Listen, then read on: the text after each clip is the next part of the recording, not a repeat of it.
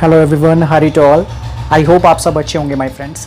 सो आज बेसिकली जो लेक्चर है यानी जो टॉपिक है आज हम उसके बारे में जो डिस्कस करेंगे वो है हिंदू मैरिज एक्ट 1955 का वॉइड एंड वॉइडेबल मैरिजेस। यानी वॉइड एंड वॉइडेबल क्या होता है, किस तरीके की शादी होती है, वॉइड मैरिज से क्या क्या कॉन्सिक्वेंसेज हो सकते हैं एंड वॉइडेबल मैरिज से क्या क्या कॉन्सिक्वेंसेज हो सकते हैं, इस वीडियो में आज हम डिस्कस करेंगे माय फ्रेंड्स। सो आप अगर मेरे चैनल पर न्यू हैं तो सब्सक्राइब जरूर कर दें एंड बेल आइकन को भी प्रेस कर दें।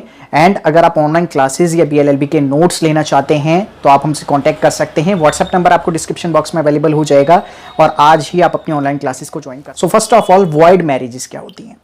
तो वॉइड मैरिजेस में आपको बता दूं कि हिंदू मैरिज एक्ट 1955 के सेक्शन 11 एंड 12 में वॉइड एंड वॉइडेबल मैरिजेस को एक्सप्लेन करा गया है कि वॉइड मैरिजेस क्या होती हैं और वॉइडेबल मैरिजेस क्या होती हैं।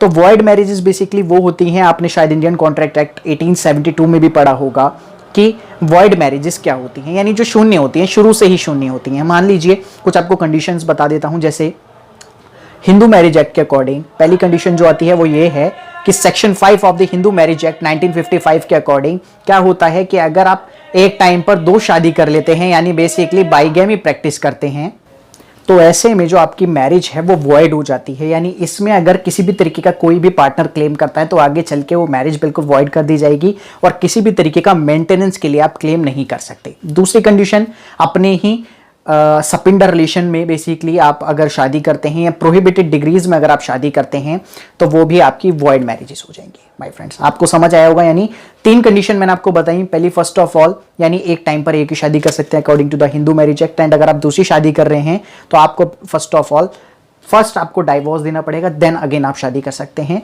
That is legal. यानी अगर आप ऐसे नहीं करते तो वो आपका इलीगल कहलाया जाएगा। सेकंड चीज, prohibited degrees. And third, sapinda relationship में अगर आप अपने ही रिलेशंस में शादी करते हैं तो वहां पर आपको क्या करना होता है, वो आपकी मैरिज वॉइड हो जाती है। देन आता है आपका वॉइडेबल मैरिजेस। वॉइडेबल मैरिजेस क्या होती है माय फ्रेंड्स। तो वॉइडेबल मैरिजेस वो मैरिजेस होती हैं जहां पर आपको कुछ कंडीशंस तो होती हैं, यानी वॉइडेबल तो वो हो जाती है, यानी उसमें क्या होता है कि वहां पर आप कोर्ट में जाकर आप उस मैरिज को वॉइडेबल डिक्लेयर्ड करवा सकते हैं। एंड अगर आप जब तक कोर्ट में नहीं इस तरीके की किसी भी तरीके का स्टेप लेते तो वो मैरिज वैलिड की तरह ही कंटिन्यू रहती हैं। आप किस तरीके से मैरिज वॉइडेबल हो सकती हैं वो कंडीशन मैं आपको एक एक करके बताता हूं।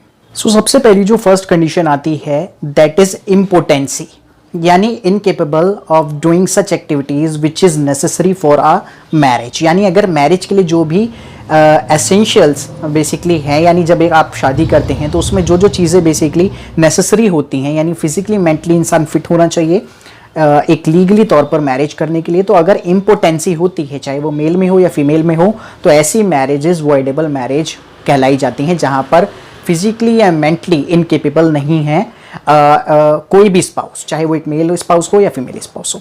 सेकेंड चीज, अनसाउंडनेस ऑफ माइंड, यानी अगर कोई भी इनकेपेबल है बाय माइंड या किसी भी तरीके की डिजीज, उसे मेंटली डिजीज अगर उसे है और ऐसी कंडीशन में अगर वो शादी कर देते हैं और ये चीज़ पता नहीं होती कि unsoundness of mind basically mail या फीमेल पार्टनर्स में से कोई भी अनसाउंड माइंड पर्सन है, तो ऐसी कंडीशन में भी जो मैरिज हैं वो वॉइडेबल हो सकती हैं। तो दो कंडीशन हो गई। तीसरी कंडीशन जो आती है वो है बेसिकली थर्ड कंडीशन जो है वो है अगर आप किसी भी तरीके की कंसेंट किसी भी पार्टनर की, चाहे वो मेल हो या फीमेल हो, by the fraud miss represent करके अगर आप किसी भी चीज की परमिशन ले रहे हैं, इट में भी फीमेल पार्टनर और मेल पार्टनर, चाहे वो फीमेल हो या मेल हो, दोनों में से किसी की भी अगर आप consent by the fraud, mistake और मिस रिप्रेजेंटेशन से ले रहे हैं तो it can also be a voidable marriage. ठीक है, वॉइडेबल मैरिज हो सकती है। लास्ट कंडीशन जो आती है that is at the time of the marriage the wife is pregnant, so the marriage will automatically declared voidable। यानी अगर at the time of the marriage जो वाइफ है वो अदर किसी पर्सन से बेसिकली वो प्रेग्नेंट हैं, यानी बेसिकली अदर किसी पर्सन से, चाहे वो प्रेजेंट में उनका पार्टनर ना हो, जो प्रीवियस बेसिकली जो है उनके एक्स हस्बैंड हो या एक्स कोई भी उनका मेल पार्टनर हो, ऐसी कंडीशन में अगर female at the time of a marriage pregnant रहती हैं तो वो भी एक वॉइडेबल मैरिज का बेसिकली एक पॉइंट हो सकता है। और ऐसे में आगे चल के डाइवोर्स या जुडिशियल सेपरेशन या अदर काफ़ी सारी चीज़ें हैं जो कि हस्बैंड बेसिकली क्लेम कर सकते हैं और कुछ कंडीशंस ऐसी हैं जिसमें वाई पे क्लेम कर सकती हैं।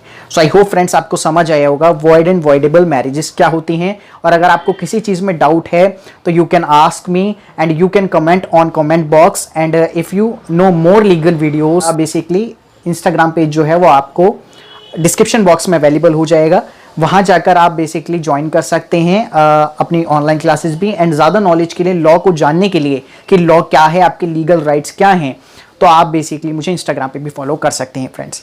So thank you friends.